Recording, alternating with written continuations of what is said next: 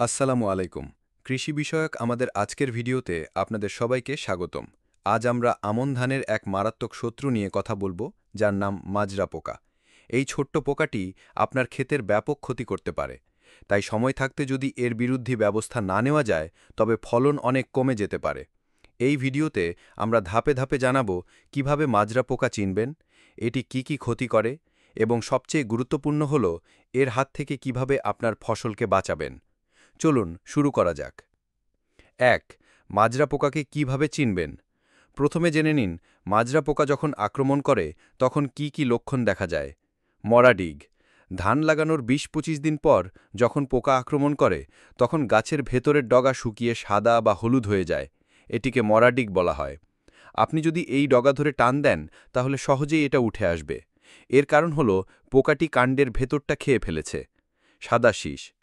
যখন থোড় আসার পর মাজরা পোকার আক্রমণ হয়, তখন ধানের শীষ সাদা হয়ে যায় এবং ধানে কোনো দানা থাকে না।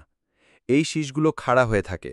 দূর থেকে দেখে মনে হয় শীষে দুধ এসেছে, কিন্তু কাছে গিয়ে দেখলে বোঝা যায় শীষগুলো একদম ফাঁকা।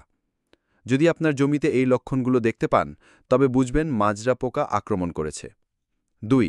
এই পোকা কি ক্ষতি করে?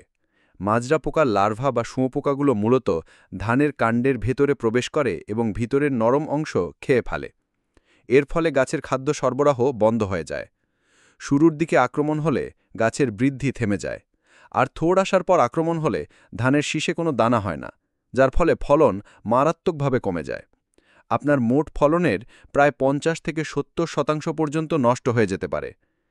৩. প্রতিকার ও প্রতিরোধে করণীয়। মাজরা পোকা দমনের জন্য কেবল কীটনাশকের উপর নির্ভর করলে চলবে না। কিছু সহজ পদ্ধতি আছে যা আপনাকে পোকার আক্রমণ থেকে ফসল বাঁচাতে সাহায্য করবে। যেমন পূর্ব প্রস্তুতি। আলোক ফাঁদ ব্যবহার। মাজরা পোকার পূর্ণবয়স্ক মদগুলো আলোর প্রতি আকৃষ্ট হয়। একটি পাত্রে পানি ও কেরোসিন মিশিয়ে তার উপর একটি বাল্ব জ্বালিয়ে রাখুন। মদগুলো আলোতে এসে পানিতে পড়ে মারা যাবে। এটি সন্ধ্যার পর করলে ভালো ফল পাওয়া যায়। ডালপালা পুঁতে রাখা। ক্ষেতের মাঝামাঝি বাঁশের ডাল বা গাছের ডাল পুঁতে দিন। এতে শালিক, ফিঙ্গে বা অন্য পাখি এসে বসবে এবং মাজরা পোকার ডিম ও লার্ভা খেয়ে ফেলবে।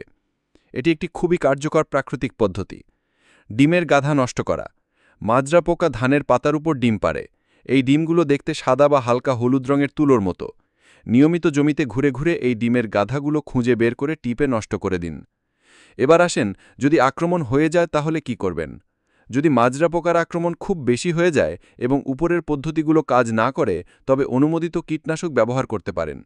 এক্ষেত্রে কার্টাপ, ফিপ্রোনিল বা ক্লোরান্ট্রানিলিপ্রোল গ্রুপের কীটনাশক সঠিক মাত্রায় স্প্রে করতে হবে। মনে রাখবেন, কীটনাশক ব্যবহার করার সময় অবশ্যই কৃষি কর্মকর্তার পরামর্শ নিন এবং সমস্ত সুরক্ষা বিধি মেনে চলুন। আশা করি এই ভিডিওটি দেখে আপনারা মাজরা পোকার আক্রমণ থেকে আপনাদের আমন ধানকে রক্ষা করতে পারবেন। সঠিক সময়ে সঠিক পদক্ষেপ নিলে নিশ্চিতভাবেই আপনার ফলন ভালো হবে। ভিডিওটি ভালো লাগলে একটি লাইক দিন, কমেন্ট করে আপনার মতামত জানান এবং অবশ্যই চ্যানেলটি সাবস্ক্রাইব করে আমাদের পাশে থাকুন। দেখা হবে পরের ভিডিওতে। ধন্যবাদ।